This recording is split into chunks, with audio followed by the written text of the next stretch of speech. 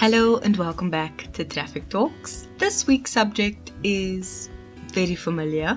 It's the buzzword of the moment, and it's been coming a few weeks already, and that word is Black Friday. I thought I'd tackle this topic this week. I'm honestly not sure how long this episode will be. It's either going to be very short or very long, so just bear with me on it. But I thought with Christmas coming up and Black Friday, these are very heavily finance related holidays, and it's always like that broke-uary for the month of January kind of a thing, aside from all the other veganuaries and stuff that's associated with it. And it actually kind of already started in October with Halloween, because a lot of people put money into these kinds of holidays, and that can be bad, especially when unprepared or budgeted for. I just told my sister the other day, if you fail to plan, you plan to fail. And that's exactly how I plan on tackling this one for this episode. Finances and planning for holidays is essentially the main topic of today. So let's just get into it. October already drained people with Halloween because people who had parties need to cater to parties. So you need to think about the food, the drinks, the costumes, the decorations, and all the extra money you're spending on the cleanup involved after the fact. So October you already lost a lot of money. Going into November with Black Friday, a lot of people overspend because it's like, oh, I can get this for much cheaper, instead of just actually like looking, is it cheaper to buy it or not? So when it comes to me, I plan to spend money on Black Friday from the previous year's Black Friday. I already told you my year calendar almost works differently. Same for my financial year. I start saving for things the year prior, and I know what I'm going to buy when it comes. So for example, with Black Friday, I spend quite a bit of money, but I do buy all sorts of things then and there. For example, I buy all my Christmas presents and sometimes additional presents that I can give for birthdays later in the year, especially if it's things that don't expire. For example, my sister, she likes a lot of things from Typo, and she does love a lot of artistry things. So for her, I will buy maybe a extra notebook that she can write in, or maybe even a giant A3 artistry book that's made for drawing. And then I'll also maybe buy some like colored pens or acrylics or something she can actually use at that point in time. So I'd give the time sensitive gift, in this case the acrylics or the markers that can dry out, I'd give that at Christmas and save the book later in the year for her birthday. With my mom, I don't worry because I always just ask her what she wants. I've had so many gifts that were never used or returned because she didn't use them or like them, to the point that I'm just like, tell me what you want and I'll get it. So I sorted out my mom for this year, which is fine. And then for my brother and my father, I will also like look out throughout the year for gifts, and then when Black Friday comes, I'm like, I remembered you said you need this or you want this, and then I go get it. So I use Black Friday to my advantage because I save up the money from the previous year and I have a list ready so that I don't go overboard. One thing I also do is buy the annual advent calendar for the Body Shop. I missed it out last year because they literally did not have stock. They sold out that quickly. This year I've already asked, and I'm going to get a discount because I'm buying it Black Friday weekend. I've already asked them. There's a heck of a discount on it, so I'm going for it. But the thing is, I've already planned to buy it, and if I can get it cheaper on Black Friday, I'm going to go for it. I've already saved up the money for it, so I've planned and prepped for it already. I have my list ready. I have my amount that I want to cut off at, and I've already saved that amount by the end of last month. So I've planned for it. A lot of people don't plan for it. So one thing that I can say is planning, prepping, and thinking about it logically. Aside from just having gifts that you want to give or a different reason that you want to go shopping on Black Friday, you need to understand your relationship to money. And in this case, you need to look inwards and maybe even backwards, because a lot of times the way that we see money is because of things that happened to us in our past. And it literally took me up until about 3 weeks ago to realize something. So for all of you who don't know, I am a big fan of gaming. I grew up on PlayStation. I grew up on The Sims. Like, I still love it to this day. My brother has a PS4 that we use. We have a shared laptop at home that we use for gaming as well. And we have The Sims 4, The Sims Medieval. Like, it's not even funny. But we love gaming. And when the Nintendo Switch came out, I craved it. Like, that's the only way I can think to describe it. I craved this machine. And for the last, 2-3 years, I've just been like, you can buy it for my birthday. You can club and buy it for Christmas. Like, you can get it for me as a gift. And about 3 weeks ago, I was just standing in the kitchen thinking about it. And I was like, why do I even want this thing?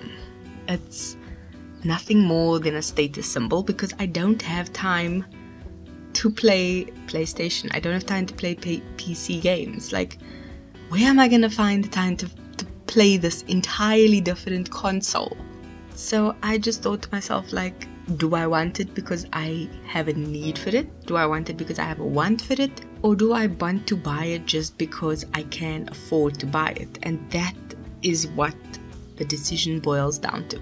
You need to ask yourself, is this thing going to be beneficial to my life? Or is it something that I just want? And if I want it, is it something I'm actually going to use? Or do I just want it to be a status symbol or something that I can just be like, I can afford this. I have enough money to buy this thing that's so expensive that other people see as like some sort of holy grail of finances. And that's the thing that I think a lot of people don't recognize, because working with money is a muscle that you need to work.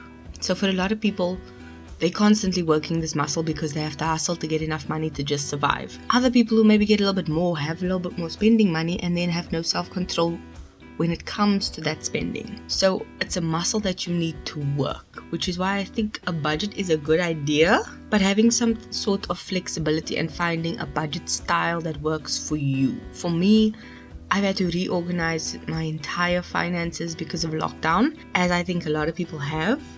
And to me, that has been extremely beneficial, because I used to, say this amount of money is for that amount of money is for that, and this is my spending money after I've done all my obligations, after I've put some money in savings. Like, this is my cushion of spending money for the month. And now that we couldn't go out, we couldn't leave, we couldn't spend that money, it's like, well, I'll just spend half for savings and then keep the other half for when I go out and buy groceries and I can put something extra in for me or something. Yes, the lockdown has changed my financial habits, but it's also made me more aware of how much I have been saving and how much I have left to spend, and that I need to be conscious of that. Because it's very easy to go, oh, I have this extra cash, might as well just blow it. And that is not a good mindset to have when it comes to it. So I think people really need to, in general, reconsider their relationship to finances. And this might sometimes mean taking a long, hard look at the bank statements, or the things you physically have around you, what you've bought and what you actually use or not. Because some things can be an investment. For example, this very microphone that I'm using, I put money into it, but it's worth it for me because I have a much easier time editing my recordings. I'm getting a better audio quality. I spend less time editing, therefore I can spend more time working on other things. Like last week's background music, I was able to edit it better, insert things better, change it up here and there. And that has been so awesome for me. Whereas if comparing it to the Nintendo Switch, it would take away time from me doing my podcasts. It would cost more because you have to buy the games, and the games are like $1,000 each. Sometimes they may be like 700, 800, sometimes 600 if you're lucky, but for the most part they cost a pretty penny. So looking whether you are going to be buying something as an investment or not, and how you're actually going to get use out of it, is something that definitely needs to be considered, especially with this Black Friday where you are bombarded with ads and things like that. Take a long, hard look and really question, do you need this or do you want this? And how much benefit is this actually going to bring to your life? Is it going to make things easier? And how have you been coping without it before? Because you don't have it right now, or maybe you have a crappier version of it, and upgrading could be a good thing. So there's a lot of factors to keep in mind, especially because everything seems like a good idea now that it's on sale. This brings me to the quality versus quantity argument. Like I say, you might have a crappy version of something, and with Black Friday coming up, now could be the opportunity to upgrade. That is absolutely fine, and it's actually maybe a good thing. But upgrading means to literally buy something better. You need to examine this thing like it's the most important decision of your life. Not to say you need to over extenuate the gravity of the situation, but this actually needs to be an upgrade. You need to make sure you are buying the best thing for yourself as well as for your financial situation. So for example, making sure that you are upgrading and you are buying something for the better. You don't want to have to buy something cheap and have to replace it so soon after just buying it, which is why I say quality over quantity. I've always been that way, and my sister's like, you are so bougie. I'm just like, no, I want quality because I want this thing to last. I would rather spend more money on something that's quality than buy something cheap and have to constantly be buying more cheap things, because that's just what it is. And also being environmentally friendly. If you can't recycle it or upcycle it, like, what are you doing? Like, I'm not the best at that, but I can say I try really hard. Look at the quality versus the quantity and take into account what's better for you. I've said this a lot. I'm not a minimalist, but I do enjoy a lot of the attributes of minimalism. I think the concept is great, and you can apply it to certain factors of your life, or rather certain aspects. For example, when it comes to technology, I'm a maximalist. I love technology. I like exploring technology, and I enjoy it a lot. But a lot of the times, like especially with my wardrobe, I've been trying to minimize that. Books, maximalist. I have like 2 bookshelves and constantly buy more books. So that is just me. Finding your things and finding things that suit your lifestyle is going to be best for you. I am definitely someone who likes to upcycle things and definitely buy a lot of secondhand. I got my nightstand secondhand for $50 at a flea market. I gave it a coat of paint. It looks better than brand new. I did the same thing with my bookshelf. I buy a lot of furniture secondhand as well. We do that for our house. Like, there's absolutely nothing wrong. There are certain things I buy brand new, but I've never had an issue with buying secondhand and upcycling, recycling, reusing, and finding more environmentally friendly alternative. So definitely try and keep that in the back of your mind, especially with someone like me who's buying products that are, more female consumables, like body lotions and a lot of body shop products. A lot of their things are beauty without cruelty, minimal chemicals and things, vegan friendly, animal friendly, all of those kinds of things. And to be conscious of that is something that's also quite important, because a lot of stores advertise that they do that, but they don't actually. And even stores like Mr. Price Home, who's recently done a drive for pillows that's going to get donated to animal shelters and such, because pillows aren't really something you can recycle in that regard, but they've found a way to have it as an alternative and use it for a good cause. They've also gone plastic free on a lot of their products, so you won't find actually those plastic coverings on your duvets and things from their stores, and that's just the way that they are making things more environmentally friendly. Woolworths in our local area no longer even sells plastic bags at the shop, so if you don't take a bag, you're going to fork out a whole lot of money for one of those reusable ones, and that's just what it is. I think wrapping up this episode, I'm gonna cut it off here because I feel like I'm just rambling. To sum up this episode, take a long hard look at your finances, look at yourself and your spending habits and how it's shaped you to become the person you are, and maybe even reevaluate it. Make sure you aren't overspending for Black Friday. Go with a list, have a budget cut off, and have a selected amount of money and things you want to buy. Buy things that you have planned to buy, because I know you're going to get suckered in by like, oh, buy this, buy that.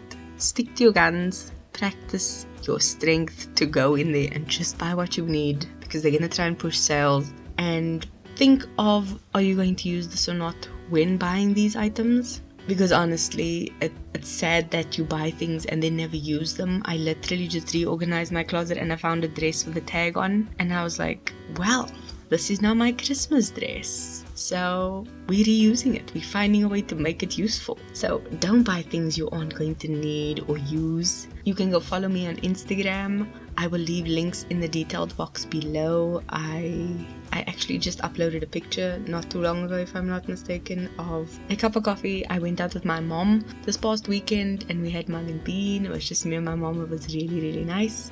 So the song of the week is 2 songs of the week actually. One is Pour It Up by Rihanna, which is literally just about money flying everywhere. And the other one is Just Got Paid by Sigala. So both incredible artists that I love. Rihanna, I'm still waiting for that album. I told you this last week. And those are just songs I think that encompass this entire episode, because sometimes you just want to throw your money up and sometimes you just get paid and you're like, yes, I got money, honey. Like, yes. So that's it. I apologize for my voice sounding a bit funny. I just had some tea before I recorded. My bad. I will not make the mistake again. And also I apologize for any background noise. My neighbor was very annoying while I was trying to record this. So it's been a minute. Yeah, I don't think this episode is going to be too long. So thank you for that. Peace and I'm out. Have a good week. Love you. Bye.